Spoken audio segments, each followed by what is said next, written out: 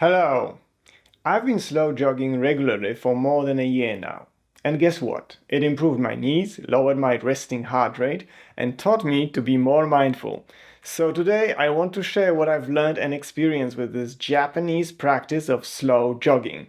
What it is, how to do it, and what happens if you stick with it for a year. Slow jogging is one of those so-called Japanese secrets you see being whispered about on YouTube thumbnails. The benefits sound miraculous, and it's strange that it never quite became a craze. It doesn't require much time or equipment, and it's one of those health practices that proves, yet again, that doing less rather than more can be genuinely better for you. And yes, we'll also address the fact that its creator, Professor Hiroaki Tanaka, died relatively young, and where I think he went a little mad with his advice. And I'll also tell you what the main problem with adopting slow jogging might be. Finally, I also share a secret I discovered about slow jogging that no one seems to talk about. So make sure you stick until the very end. Hi, I'm Pavel. I'm an anthropologist, and this channel is my take on exercise and the fitness industry. I'm interested in what they ignore, a long time horizon. If you want habits that preserve your mobility and options, you're in the right place. This video is part of a series on movements I've kept up with for more than 1 year. Dead hangs, Asian squats, animal movements, and more. Think of these as your mobility and longevity habits. Most people could live longer, healthier lives without medication or fitness industry. It genuinely breaks my heart when I see old and frail people who can't bend down to pick up a coin, because age doesn't have to be like that. You can be old and robust, but that requires regular maintenance. Japanese slow jogging is one of those maintenance tools that almost everyone could include in their fitness arsenal. Before we get lost in the studies, let me ground us in what actually happened to me after a year. First, I discovered I have calves. Landing midfoot loads them in a way most of us aren't used to. You will feel them, especially if you're foolish enough to slow jog up even the gentlest of hills. 2 tips about calves here. First, give them time to recover. Use a ball or roller if you need to. Radiotissal stretches, especially the second and second to last movements, also do a great job of flushing the blood through the calves. Second tip, and this one is a pro tip, which feels impossible at first. You land midfoot, but push off for the next step from the heel, or at least with your whole foot, not just the midfoot. Try to do this on a slight incline and you'll see what I mean. By doing this, you'll be greatly reducing the burden on your calves. Second surprise, the runner's high. It's real and it's highly addictive. If you're not careful, you'll find yourself doing this every day for an hour. That would be a mistake. I cap my sessions at about 50 minutes, usually closer to 20. The point is to pump blood through the system and walk away energized. If you stop in time, you get energy for the rest of the day because there is more to life than exercise. Here is a genuinely unexpected benefit for me. Landing midfoot reduced the impact on my knees. They were problematic since my 20s, so I'm always cautious. Slow jogging has been easier on them than walking, which naturally involves heel striking. I've had no flare-ups like I would usually expect from running.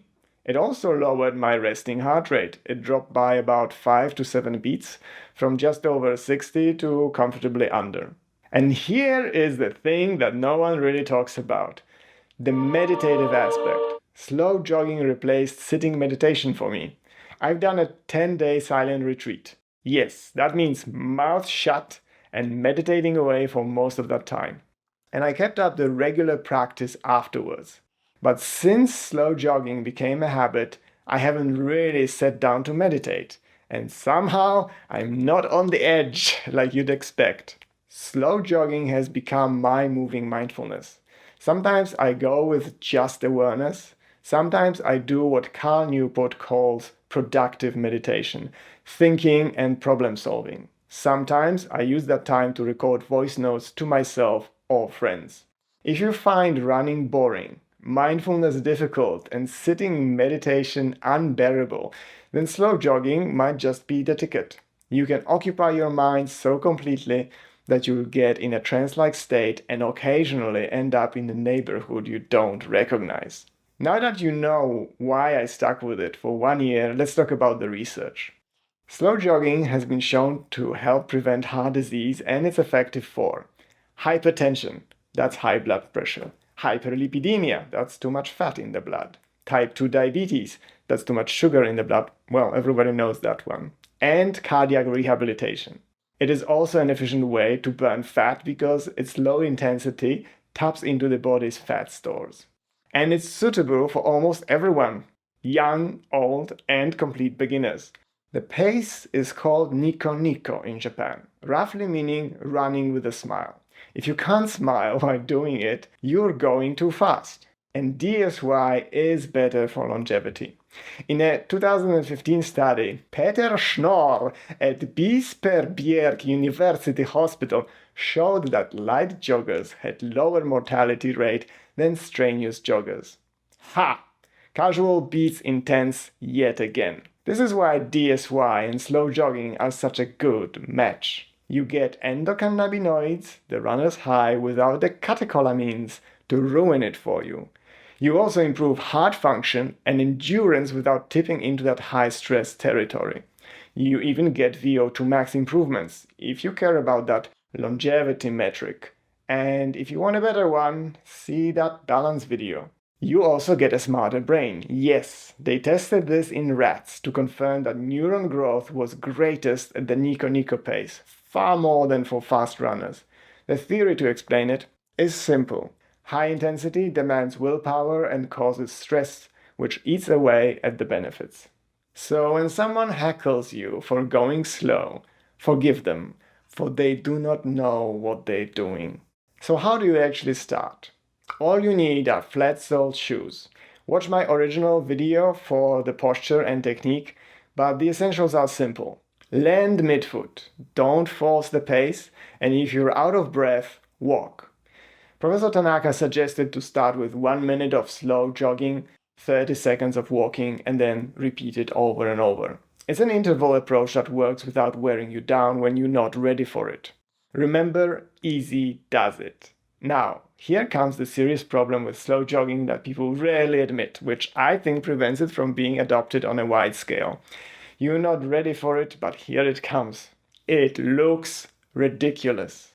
The first time you see someone doing it, you might smirk or laugh out loud. But so what? The evidence is firmly on our side. Let the macho fast runners sprint toward the finish line. We'll take our time and enjoy the scenery. Many of you, including my Buy Me a Coffee members, have told me how awkward it felt at first and how good it eventually became. Now, about Professor Tanaka and his madness. Yes, he died young for a Japanese at 70 of cancer. But cancer is multifactorial. One case tells us nothing. It's not slow jogging that killed him. I part ways with Professor Tanaka not because he died young or because I think the science is wrong. So where do I think that Professor Tanaka went a little mad and where you shouldn't follow his advice? Slow jogging is wonderful and pro-health, according to ancient Greeks. But then, in his book, he says, well, now that you know how to do it the easy way, you can now go on and train for marathons. And he ran marathons himself. This is not pro-health. This is, by the ancient Greek standards, training for war. And warriors, like Pidipides, the first marathon runner ever, die. My takeaway is simple. Be critical of everyone. Follow no one into madness. Not even Guru Sendika, if I ever tell you to do things that violate DSY. Most people treat fitness like a short project. 10 years later, they wake up with fewer options. They can't pick up the things they've dropped on the floor, travel comfortably, or play with their kids or grandkids.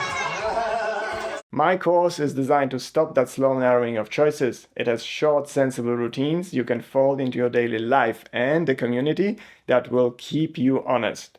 If you want to keep your future options open, join the beta. It's now complete. Early members get direct feedback and priority access to future materials. Okay, that's it from me today. If this encouraged you to start slow jogging, good. The hell with what other people think. Thank you very much for watching. and I'll see you again next time. Bye!